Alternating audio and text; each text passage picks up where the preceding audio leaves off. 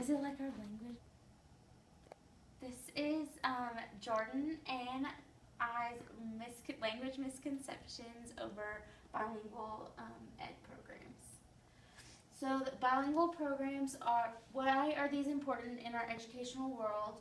They are programs used in our schools to help students learn a second language when when their L1 is not English. To find out if a student should be placed in a bilingual program, a home language survey is sent home. If their first language is anything other than English, or if there's a different language spoken at home, the student will be placed in an ESL program. Bilingual programs, ESL is students who are placed in an English classroom for part of the day. The other part of the day, students are with an ESL teacher where the ELL receives extra instruction to learn English. Early exit program means that they're immersed into English as early as first grade. Dual language and immersion is a two-language program. Usually English and a second language is taught each day. It's normally 50% ELL and 50% non-ELL. Language misconceptions. The misconceptions that tie into bilingual programs are the earlier or younger a student learns a language, the easier and better it will be for them. Students soak language up like a sponge. Bilinguals are actually students who are two monolinguals.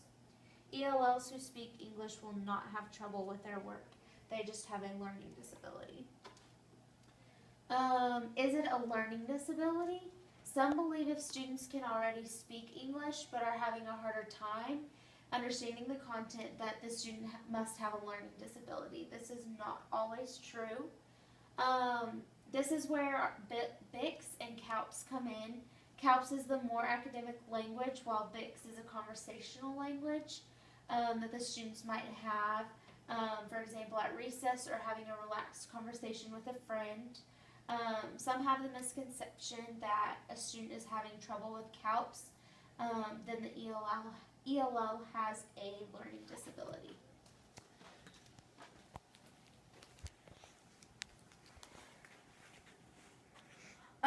Okay, as she said, if a student is having trouble with CALPS, some may think that the ELL just has a learning disability, which is not true. Research shows this is not true. It takes 5 to 7 years for the academic language to actually develop.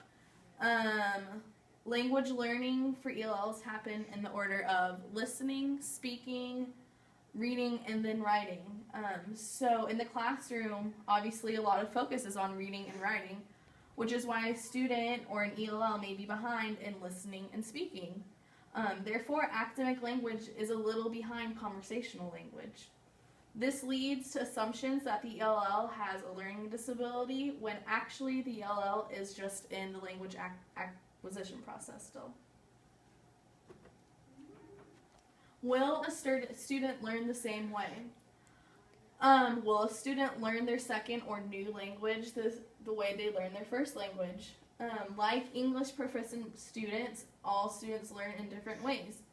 Therefore, many strategies are needed to help learning processes for the ELLs. Some of these strategies include grouping students in a strategic way, including visuals and technologies in lessons each day. Supporting bilingual programs. There is evidence that these bilingual programs are helping students with their new second language, so we support them. These bilingual programs are not only helping with language acquisition, but they're helping with missing gaps in the content of their grade in the classroom. We believe these programs are helping students because students are not just thrown into a classroom. They're given strategic levels of programs and steps to help with their second language or their L2.